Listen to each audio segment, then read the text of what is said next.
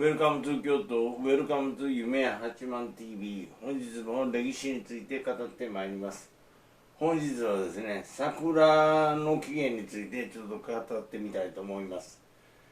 普通の見方では面白くないというか、これは全く間違っていると思っております。桜への日本人っていうか、大和民族の思いというのはですね、ひとしおです。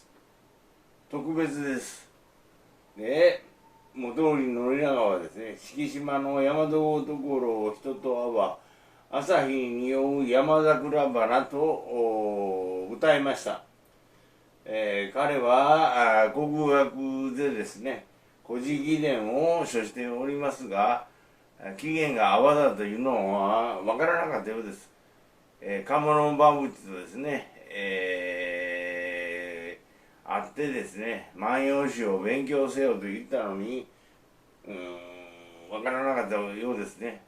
でも、非常に素晴らしい、取り組みですね、をしてられると思います。全部、万葉集は阿波のことがほとんどですからね。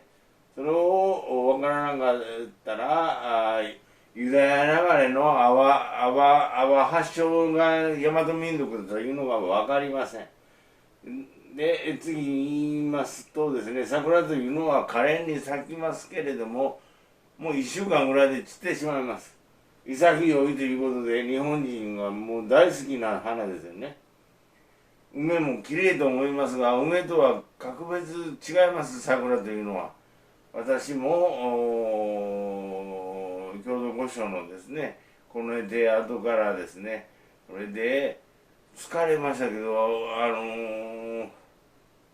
車崎神社ですね、清原市の天皇が前を通ってですね、車が折れたから車崎神社なんです。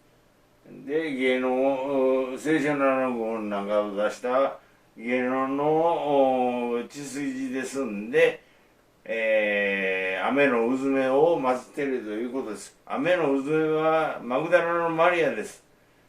で、旦那さんはサルダヒコでイエス・キリストです。これを分からなかったら日本の歴史は分かりません。で、バラ科であるいうことですね。桜というのは。同じバラ科でアーモンドがありましてですね、旧約聖書に出てきます。三種の神器の一つとして、アールの杖というのがあります。アールの杖はアーモンドでできてたと言われております。それで、アーモンドの花が咲いたという、これが桜の花です。アーモンドと同じ種族です。一種です。ここから、これ民数記、ナンバースですね。民数記にトーラ五章ですね。虎の巻です。虎の巻のトーラ五章の民数記、ナンバースに出てくると。そういうことを一つ押さえとかなければいけません。で、桜というのは、ね、あれ桜やなって言いますよね。まあ言ったら、隠し、まあ言ったらバタモンですわね、言うたら。もうどっかでラーメン食べてるのは、あれ桜でやうかって言いますよね。これ桜ってどういう意味なんですかって言ったら、ヘブライ語で隠すいうことなんですね。それで、桜という、まあ、童謡というか、唱歌というのがありますわね。私の NPO 法人の、この童謡唱歌英文にも出てますが、童謡や唱歌の裏を見透かさへん限りは、さない限りは、日本の歴史は見えてきません。八田ガラスは全部隠してます。ということなんですね。で、桜は空海が作ったと思われます。これでですね、君が代もですね、いろは歌は空海です。君が代もアレンジしたと思います。その裏にはヘブライ語が隠されております。これは八田ガラスに僕聞きましたから、間違いないです。裏に読み取りづらいですよね、普通の日本語では。ちょっと飲ませてもらいますね、すみませんけど。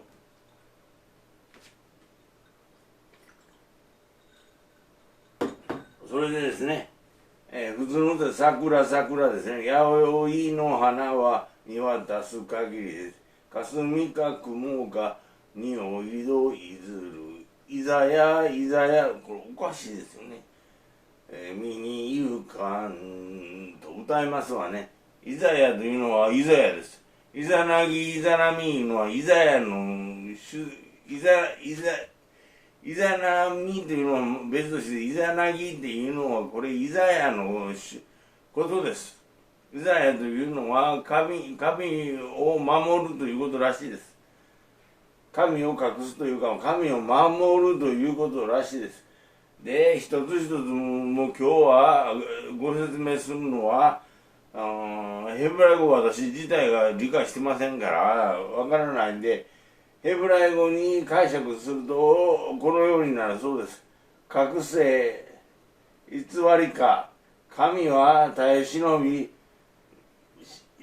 死なれたが予言は成就し素晴らしいことが創造された。神の救いを呼び起こし祭司として使えると。これ天皇陛下に言ってるんですね。天皇陛下に言ってこういうことなんですよね。これが裏に隠されてるということです。君がもういろは歌もそうで、いろは歌の後ろ、端を取ったらですね、言われなくして死すとかですね、ことなくし知るですかね。それとイエスというの言葉が出てきます。阿波のですね、聖書を研究した高根正教ですね、門則正教三教親子には全てこれはヨハネ黙示録に隠されていると言われております。言霊ですね。それを分からずして日本の歴史なんか全く分からないということです。で、平安京に移ってですね、こう桓武天皇から平安の都というのはジェルサレムです。平和な都ということなんで、これは日本は十種カントリーであるということを分からなければダメだということと、日本神道は本当のキリスト教だということです。それを全て踏まえてですね、桜においてはですね、ただならぬ思いがあるということなんですよね。で、今空海の末裔の跡家ですよね。空海の母方の跡家です。これ諸部氏になるんですけれども、次期当主が今年、鳥取大学の農学部に進みました。で、私は今年ですね、今月ですね、3月14から19日ですね、で20日に帰ってきたんですけれども、ヘブライ大学の動画なんかも上げております。見てください。で、ヘブライ語の裏に、日本語の裏にヘブライ語あります。3000語で聞いてましたが、5000語あるみたいですね。アラム語を含めて。イエスが、話してたことはアラム語でシリアの欧米を話してましたからね。まあ行ってみてください。イスラエルのテルアビブ行きましたらですね、蜜レモンでびっくりしました。蜜レモンですよ。レモンジュースいうことですからね。もう非常に近いということが分かると思います。で、ぜひヘブライ大学に留学してですね、学んできてほしいと思います。で、他の説ではこの桜姫の桜から来たんだとかですね、佐の神様がどう山を降りてこられるとか、それはいろいろあるでしょう。でも基本はヘブライです。イスラエルの流れです。これは近所陛下がみんな知ってられると思いますよ。ですから皇太子の頃は河津桜を皇后陛下と愛子な親王と花見してたというふうに言われてますし、今も皇居内ですね、咲いてると咲くと思います。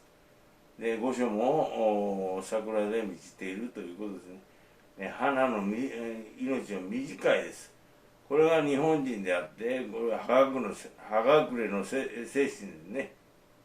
武士道の精神、これが日本民族であると。でこれを徹底的に潰したかったのが GHQ です。 CIA です。もうほとんどもう日本人にそういう心がなくなってきてますんで、まあもう大変なことがこれから1、2年で起こると思います。今年も大変なことが起こると思います。まあ死ぬ人は死んでいただいた方がいいと思います。私ももういつでも死ぬ覚悟はあります。できちっとそういう横のつながりとは和みを持って同志としとなすという人はですね、これからのようになっていっていただければですね、それでいいのかなと思います。今のロックフェラーやロスチャルドっていうのは、あれはルシーファーです。悪魔です。よくそれを分かって、行動していただきたいと思います。